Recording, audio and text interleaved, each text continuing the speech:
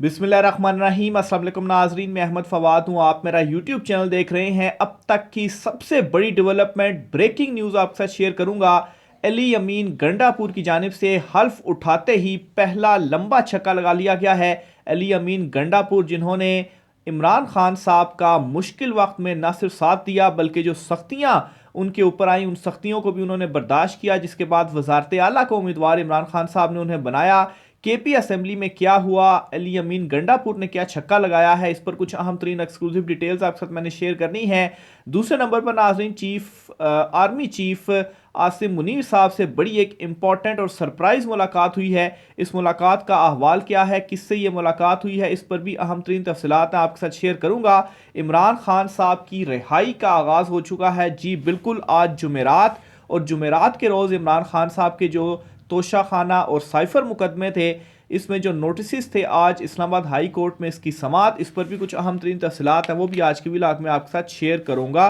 और आखिर में नाज़रीन, जो इस वक्त कौमी असम्बली का इजलास आज होने जा रहा है, इस इजलास में हुकूमत साजी के अमल के लिए मुख्तलिफ जो मुलाकातें हैं वो जारी हैं। इन मुलाकातों का अहवाल भी आपके साथ शेयर करूँगा। सबसे पहले तो नाज़रीन आपको बताता चलूँ कि जो इत्तेहादी जमातें हैं, यानी कि पीपल्स पार्टी और मुस्लिम लीग नून, इनका एक वफ्द गया है मौलाना फजल रहमान के पास, और मौलाना फजल रहमान को मनाने की जो कोशिश है वो एक मरतबा फिर से की गई है। मौलाना फजल रहमान जो कि ख़ासे बरहम भी हुए, एस्टेब्लिशमेंट पर भी उनकी जानिब से जो कुछ इल्ज़ामात वगैरह थे वो लगाए गए, इमरान खान साहब के हक़ में भी वो बोले। बहरहाल इनको मनाने के लिए इत्तेहादी जमातों का एक वफ्द गया, और इसमें उस इत्तेहादी जमातों का जो वफ्द था उनको नाकामी हुई और मौलाना फजल रहमान को वो नहीं मना सके। हुआ क्या है जी, आपके सामने डिटेल्स रखते हैं। इत्तेहादी जमातों की मुज़ाकराती कमेटी का वफ्द यूसुफ रज़ा गिलानी की सरबराही में मौलाना फजल रहमान की रिहाइश गाह पर पहुंचा,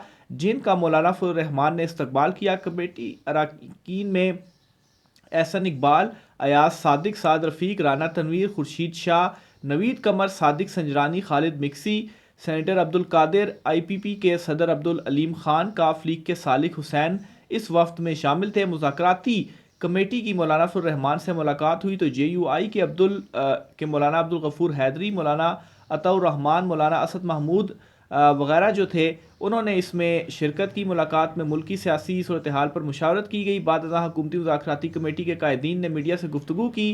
सरदार आसादी ने बताया कि नून लीग, पीपल्स पार्टी, BAP, काफ लीग, हम सब मौलाना से वोट मांगने आए थे। उन्होंने कहा कि हम जमहूरी लोग हैं, हमारा मौलाना फजल रहमान से इज़्ज़त का ताल्लुक है।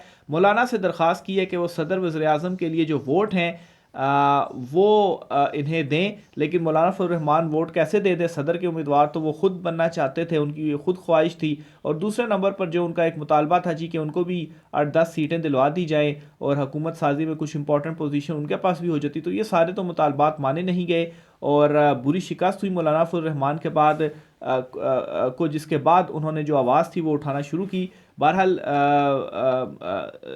वोट जो है वो मुस्लिम लीग नून की जानिब से मांगा गया। अयाज सादिक ने बताया कि मौलाना फजल रहमान ने अपने तहफ़्ज़ात पेश किए जिस पर बात की गई, ताहम उन्होंने वोट देने की रजामंदी जाहिर नहीं की। अब उन्होंने बताया कि मौलाना फजल रहमान से हमारे कायदीन की मुलाकात ऐवान में भी होगी। तो बहरहाल ये हुकूमत का जोड़ तोड़ इस वक्त जारी है। आज चूँकि कौमी असम्बली का इजलास भी तलब किया गया है, आज 10 बजे का टाइम है कौमी असम्बली इजलास का, जिसमें तमाम कौमी और जो मेंबरान हैं वो हल्फ उठाएंगे और फिर उस हल्फ के बाद स्पीकर और डिप्टी स्पीकर के उम्मीदवार का जो इंतखाब है वो किया जाएगा, और इस इंतखाब के बाद वज़ीर आज़म का जो इंतखाब है वो होगा, और फिर साथ ही सदर मुमलिकत का जो इंतखाब है वो भी होना है। तो जो हुकूमत साजी का अमल है वो भी इस वक्त साथ साथ चल रहा है। दूसरी तरफ नाज़रीन, सदर मुमलिकत की जानिब से जो पहली समरी भेजी गई थी निगरान वज़ीर आज़म ने इजलास बुलाने के लिए, उसे मुस्तरद कर दिया गया था। लेकिन अब ज़रा ये दावा कर रहे हैं कि सदर मुमलिकत ने जो दोबारा समरी निगरान वज़ीर आज़म ने उन्हें भिजवाई थी, उस समरी के ऊपर बिल आखिर जो दस्तखत हैं वो कर दिए गए हैं। खैर,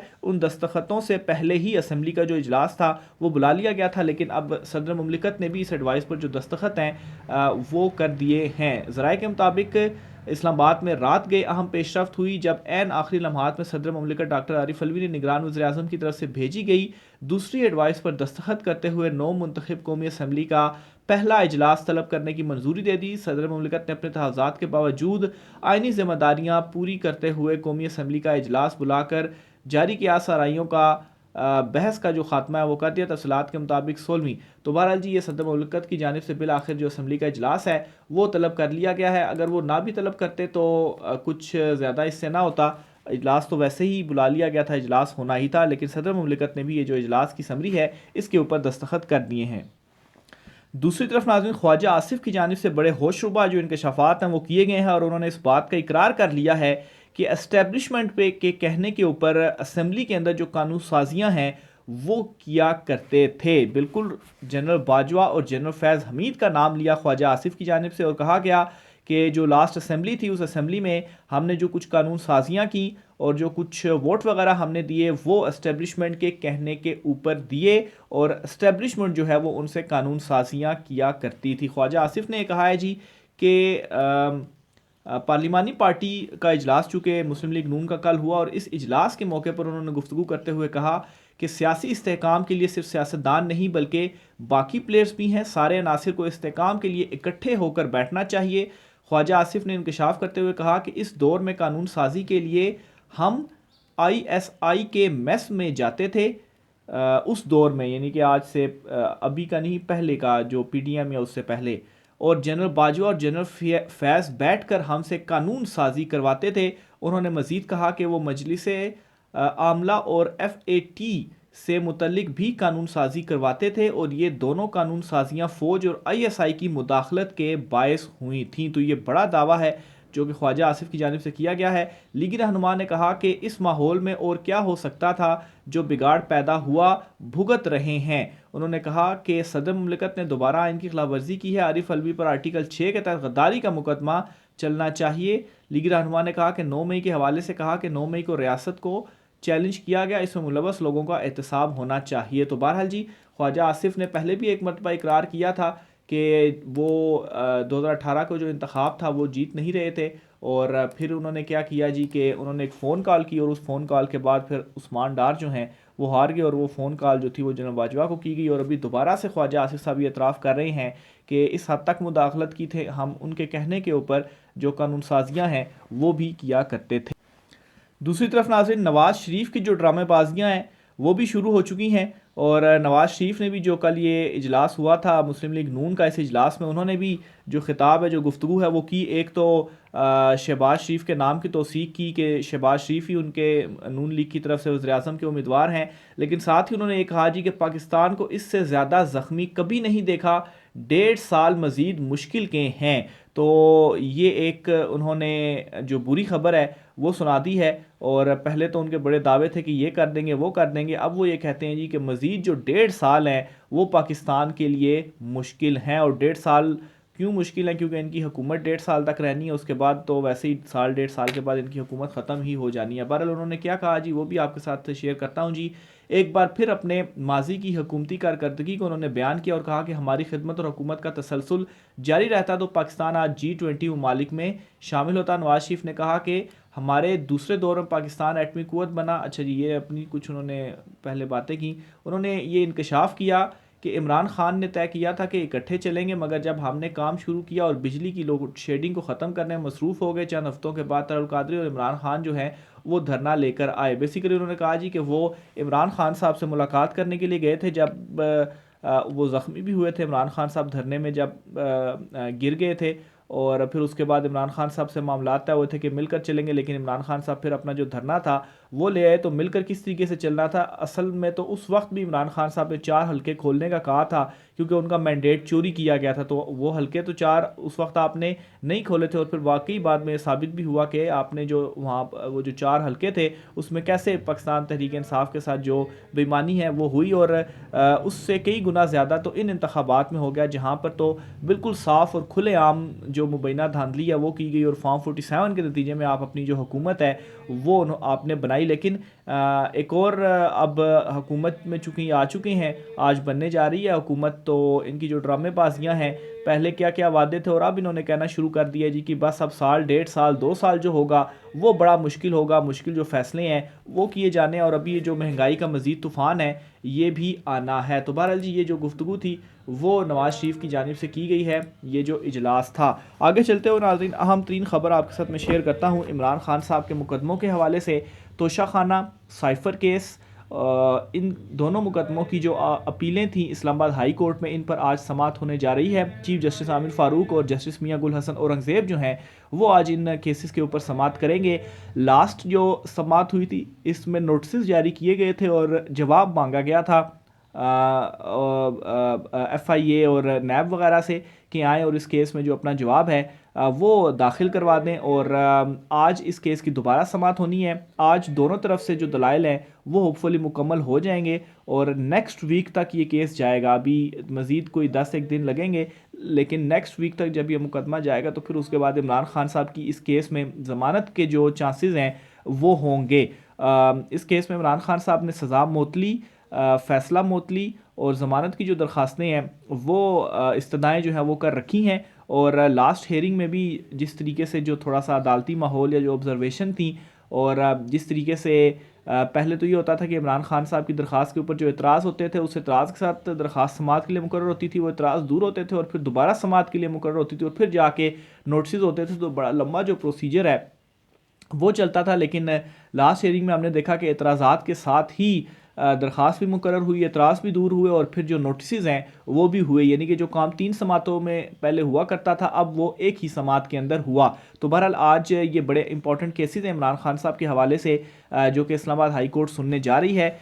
چیف جسٹس عامر فاروق صاحب اور جسٹس میاں گل حسن اورنگزیب جو ہیں یہ 2 رکنی بینچ ہے جو کہ ان مقدموں کی سماعت کرے گا۔ پھر اسی طریقے سے ناظرین کے پی اسمبلی میں حلف اٹھا لیا ہے تمام جو امیدوار ہیں پاکستان تحریک انصاف کے، اور اسمبلی میں آج سپیکر اور ڈپٹی سپیکر کا جو انتخاب ہے وہ ہونا ہے، اور پھر اس کے بعد وزیر اعلیٰ کے پی کا جو انتخاب ہے وہ ہوگا۔ علی امین گنڈا پور صاحب کی جانب سے بھی جو حلف ہے وہ اٹھا لیا گیا ہے، اور کے پی اسمبلی میں علی امین گنڈا پور ایک مرتبہ پھر سے جب وہ آئے تو عمران خان صاحب کی جو تصویر تھی وہ ساتھ لے کر آئے، اور اس تصویر کے ساتھ علی امین گنڈا پور نے بھی جو حلف ہے وہ اٹھایا، اور ایک بلکہ کافی اس کے اوپر تبصرے بھی ہوئے کہ اصل جو اسمبلی ہے وہ خیر کے پی اسمبلی ہی ہوگی، اور اصل میں باغیوں کی اسمبلی کہا گیا ہے کے پی اسمبلی کو، کیونکہ وہ تمام لوگ جو عمران خان صاحب کے ساتھ ڈٹے رہے، عمران خان صاحب کے ساتھ کھڑے رہے تمام مشکلوں کے باوجود اور روح پوش رہے، اور پھر اس کے بعد انہوں نے مقابلہ کیا حالات کا اور وہ منتخب ہوئے،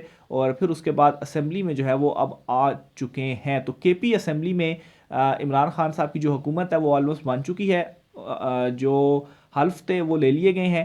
سپیکر ڈپٹی سپیکر کے انتخاب کے بعد علی امین گنڈا پور جو ہیں وہ اب وزیر اعلیٰ بھی بننے جا رہے ہیں۔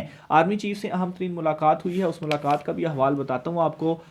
لاہور واقعہ ہوا تھا جس میں خاتون نے کچھ جو کپڑے ہیں وہ اس طرح کے پہنے ہوئے تھے کہ ایک موب جو تھا اس نے ان کو گھیر لیا تھا، تو بہرحال جو خاتون پولیس آفیسر تھیں انہوں نے اس وقت وہاں پر وہ پہنچی اور جو معاملہ تھا وہ سارا رفع دفع کیا اور خاتون کو سیفلی وہ اپنے ساتھ لے گئیں۔